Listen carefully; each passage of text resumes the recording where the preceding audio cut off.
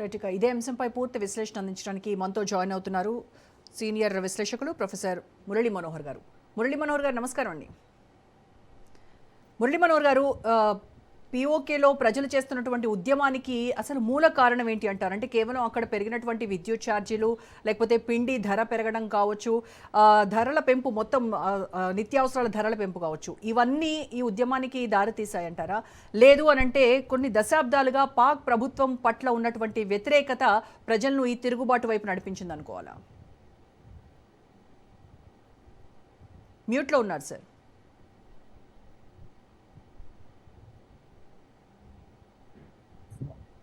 ఒక్క మాటలో చెప్పాలంటే ఇది మిస్ గవర్నెన్స్ అని ఒక ఖచ్చితంగా చెప్పాల్సిన విషయము. నిర్లక్ష్యము, విపరీతమైన నిర్లక్ష్యం. ఏ రోజు కూడా పాకిస్తాన్ లో ఒక అంతర్భాగంగా దాన్ని చూడకపోవడం. సో కబ్జా అయితే పెట్టారు కానీ మనం పిఓజేకే అంటాం, అందుకే పాకిస్తాన్ ఆక్యుపైడ్ జమ్మూ కాశ్మీర్ గా మనం పిలుస్తాము. వాళ్ళేమో ఆజాదీ కాశ్మీర్ అని వాళ్ళు పేరు పెట్టుకున్నారు, అంటే లిబరేట్ చేసినట్టు వాళ్ళ యొక్క ఫీలింగ్. అది మన దగ్గర నుంచి వాళ్ళు లిబరేట్ చేశారు అనేటువంటి ఒక ఇది పేర్లు అయితే బాగా పెట్టుకున్నారు, కానీ మరి లిబరేట్ అయినటువంటి ప్రాంతాన్ని ఎలా చూస్తున్నారు అని. విడిపోయినప్పటి నుంచి అక్కడ వాళ్ళ యొక్క పరిపాలన అవి ఇక్కడ ప్రజలు చూశారు. ఎందుకంటే ఎంతో దూరం లేదు, పక్కలో ఉన్న జమ్మూ కాశ్మీర్ లో ఏం జరుగుతుంది, ఇక్కడ ఆక్యుపైడ్ కాశ్మీర్ లో ఏం జరుగుతుంది అనేది ప్రజలకు తెలియని విషయం కాదు. ఇంత ఇక్కడ గొడవగా ఉన్నా, ఇంత డిస్టర్బెన్స్ గా ఉన్నా, ఇంత టెర్రర్ యాక్టివిటీ ఉన్నా కూడా మన దగ్గర అంటే 370 బిఫోర్ ఏదైతే ఉందో అక్కడ కూడా శాంతి లేదు. మన దగ్గర, మన ప్రాంతంలో కూడా శాంతి లేదు.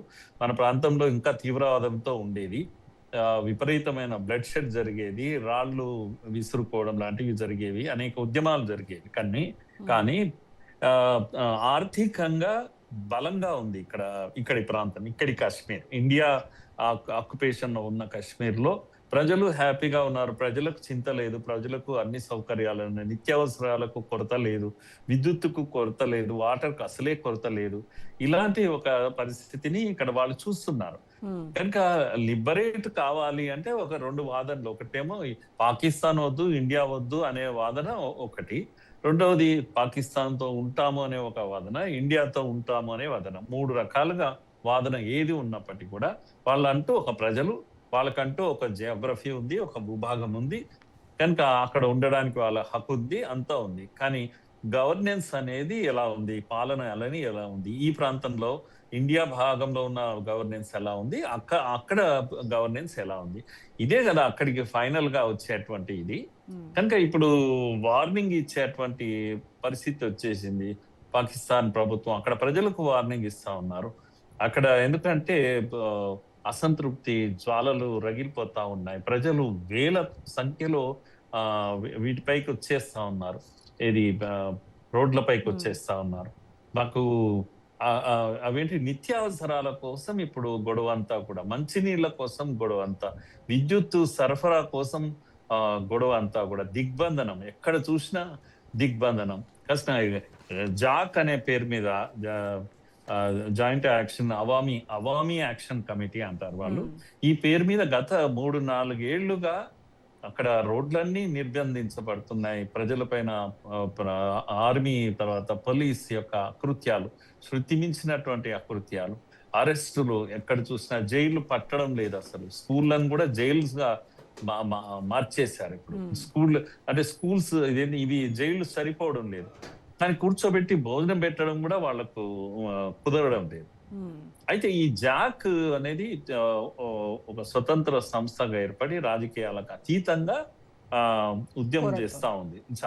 చాలా రోజులైంది పోరాటం చేయబట్టి. వాళ్ళు ఒక 38 రకాల ఒక డిమాండ్స్ పెట్టారు, చార్టర్ ఆఫ్ డిమాండ్స్ పెట్టారు. ఏ ఒక్కటి ఈ ప్రభుత్వము తీర్చడం లేదు. చర్చలకు రమ్మంటుంది, చర్చలు జరపడం లేదు. కనుక డెమోక్రసీ లేదు అసలు. అదొకటి సార్, ఇక్కడ విద్యుత్ సంబంధించి చాలా అన్యాయం జరుగుతోంది పిఓకే ప్రజలకు. ఎందుకంటే పిఓకేలోనే విద్యుత్ ఉత్పత్తి అవుతుంది, కానీ ఆ విద్యుత్ని పంజాబ్ ప్రావిన్స్ కి తరలిస్తోంది. సో అది ఎంత దారుణం సార్. అంటే అది వలసవాద ధోరణికి నిదర్శనం కాదంటారా పాకిస్తాన్ ప్రభుత్వాన్ని? అంతే కదా, ఇక్కడి వనరులను ఇక్కడ వాడకుండా ఎక్కడికో తీసుకెళ్లిపోతా ఉంటే వివక్ష. నేను ముందే అన్నాను, అందుకే ఈ ప్రాంతాన్ని వాళ్ళు వాళ్ళ దేశంలో భాగంగా చూడడం లేదు. ఉమ్, ఇక్కడి వనరులను ఎలా అయితే తరలించాలి అనేదే వాళ్ళకు ఉన్నటువంటి ఇది. కనుక పోనీ ఇక్కడికి నీళ్లు రావాలి, పైగా ఇప్పుడు ఆ, ఇది వాటర్ ట్రీట్ ఏదైతే ఉందో దాంతో నీళ్లు ఆగిపోయినాయి, మన వైపు నుంచి కూడా నీళ్లు ఆగిపోయినాయి. ఆ నీళ్లు ఈ ప్రాంతానికి రావడం కూడా కష్టంగా ఉంది. కనుక ఈ మందులు సరఫరా లేవు. వాళ్ళు చావొచ్చింది వాళ్ళకు, ఉమ్, ఎందుకంటే మందులు లేవు. జ్వరం వస్తే వేసుకునే మందులు కూడా లేవు. అందుకే చివరకు ఈ ప్రొటెస్ట్ చేసే వాళ్ళపైన దేశద్రోహ కేసులు పెడుతున్నారు అవును. విపరీతంగా. ఉమ్, సో ఆ విధంగా అకృత్యాలు వాళ్ళపైన ఏమంటాము, నిర్బంధము అంటాము, విపరీతమైన నిర్బంధము. కనీస వసతులు లేవు, సరుకులు వండుకోవడానికి సరుకులు లేవు. ఉమ్. డెమోక్రసీ రైట్స్ అవన్నీ తర్వాత, కానీ ఆ, బ్రతకడానికి కావాల్సినటువంటి నిత్యావసరాలు లేకపోతే ప్రజలు హాహాకారాలు చేస్తా ఉన్నారు రోడ్లపైకి వచ్చేసి. అందుకే మీరు అప్పుడప్పుడు ఇంటర్వ్యూ చూస్తున్నారు రోజు గారు, దాంట్లో నేరుగా మన వరకు వస్తున్నాయి. వాళ్ళు మాట్లాడుతుంటే ఏమన్నారంటే, మీరు ఆజాదీ కోసమా ఇది అంటే, ఆజాదీ ఎక్కడ, ఉమ్. ఆజాదీ మేము ఆజాదీ మేము ఆజాదీ అనలేదు కదా. మాకుంది అని అనలేదు అని అంటున్నారు. ఉమ్, ఎందుకంటే మేము కశ్మీర్, మేము పాకిస్తాన్ కాదు, మేము కాశ్మీర్ లో భాగం, మేము పాకిస్తాన్ లో లేము. ఉమ్, కనుక మాకు ఆజాదీ ఎప్పటి నుంచో ఉంది, మేము ఇండియాతోనే మా ఆజాదీ అని చెప్తున్నారు ఓపెన్ గా. ఉమ్. కనుక ఎంత అంటే వాళ్ళ కోరిక ఎంత ఇదిగా ఉంది అంటే, ఇండియాతో మేము మెర్జ్ కావాలి, ఇండియాతో మేము కలిసి బ్రతకాలి, అందరం ఆ కశ్మీర్ ప్రాంతం అంతా కూడా కలిసి బ్రతకాలి.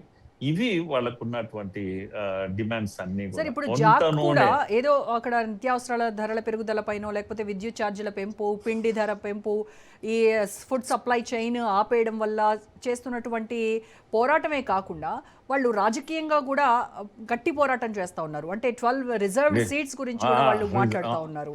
సో అది అంటే ఒక చిన్నగా మొదలైనటువంటి ఒక ఉద్యమం ఒక స్థానిక నిరసన నుంచి పాక్ వ్యతిరేక రాజకీయ శక్తిగా ఎలా మారిందంటారు? అక్కడ ముందు నుంచి కూడా విడిపోయాక అసెంబ్లీ ఉంది, అక్కడ 58 సీట్లతో అసెంబ్లీ ఉంటే అందులో 12 స్థానాలు రిజర్వ్డ్ సీట్స్ గా పెట్టారు. ఉమ్, ఆ దాన్ని రెఫ్యూజీస్ కొరకు కాశ్మీరీ రెఫ్యూజీస్ అని ఒక పేరు పెట్టారు. కాశ్మీరీ రెఫ్యూజీస్ అంటే ఉదాహరణకు మన పిఓజేకే లేదా ఆజాదీ కాశ్మీర్, పిఓజేకే అని మనం అంటాం, వాళ్ళు ఆజాదీ కాశ్మీర్ అంటారు. కానీ ఇప్పుడు ఇండియాలో ఉండే కాశ్మీర్లో ఎవరైనా అక్కడికి పొరపాటున వచ్చి ఉంటే వాళ్ళంతా కూడా రెఫ్యూజీస్ అని, మా సొంత ప్రాంతం ఇది అని వచ్చి ఉంటారు. వాస్తవంగా అప్పుడు అనుకున్నది ఇదే. మన కాశ్మీర్ అసెంబ్లీలో కూడా సీట్లు ఉన్నాయి ఇప్పటికి కూడా. మొన్న కొత్తగా అసెంబ్లీ ఫామ్ అయినప్పుడు కూడా వేకెంట్ సీట్స్ మన దగ్గర కూడా ఉన్నాయి వాళ్ళ కోసం. ఉమ్, అయితే ఈ రెఫ్యూజీస్ కొరకు పెట్టిన 12 సీట్లను కరాచీ నుంచి వచ్చిన వాళ్ళ కొరకు, పంజాబ్ నుంచి వచ్చిన వాళ్లకు అక్కడి ప్రభుత్వాలు పోటీ చేయించి వాళ్ళని నిలబెట్టి, ఇలాంటివన్నీ ప్రభుత్వం, అంటే అక్కడ అడిగేవాడు లేడు, పాకిస్తాన్ అనుకున్నదే చేస్తుంది. అక్కడ వీళ్ళకి ఆ ఫ్రీడమ్ లేదు అసలు. మొదటి నుంచి వీళ్ళకి ఇచ్చిన అష్యూరెన్స్ ఏంటంటే, మీరు ఒక ఫ్రీ కంట్రీగా ఉంటారు, పాకిస్తాన్ యొక్క నిర్బంధం కానీ ఇది ఏమీ ఉండదు మీ దగ్గర అని ఒక అష్యూరెన్స్ ఇచ్చారు. కానీ వీళ్ళ పాలన వీళ్ళు చేసుకునే పరిస్థితిలో లేరు. అందుకే ఈ 12 సీట్ల విషయంలో గొడవ ఎందుకు వస్తుంది అని అంటే, పేరుకేమో అది రెఫ్యూజీస్ కొరకు అని అంటారు, మీరు కరాచీ వచ్చిన వాళ్ళకి ఇక్కడ ఏం పని, పంజాబ్ నుంచి వచ్చిన వాళ్ళకి ఏం పని ఇక్కడ అని వాళ్ళు నిలదీస్తున్నారు. దానిపైన గొడవ అవుతా ఉంది. సో ఆ విధంగా ఒక రకమైన నిర్బంధం కొనుక్తాం. అందుకే రాజకీయ ఉద్యమంగా ఇది మారిపోయింది. జాక్ ఏదైతే ఉందో వాళ్ళు ఈ విషయంలో చాలా సీరియస్ గా ఉన్నారు. దీనికంటే ముఖ్యంగా జాక్ తో ప్రజలు ఎందుకున్నారు అంటే, ఉప్పు, పప్పు, మందులు, వీటి కోసం ప్రజలు వస్తున్నారు. విపరీతమైన బాష్పవాయు ప్రయోగాలు చేస్తా ఉన్నారు, విపరీతమైన ఫైరింగ్ జరుగుతా ఉంది. నిన్న ఒక 58 మంది మరణించారు అని వార్తలు వస్తా ఉన్నాయి. ఒక 100 మంది అరిస్లై లోపల కూర్చున్నారు. సో ఈ నిర్బంధం, ఈ న్యూస్ ను అంతా కూడా ఫేక్ న్యూస్ ను బయటికి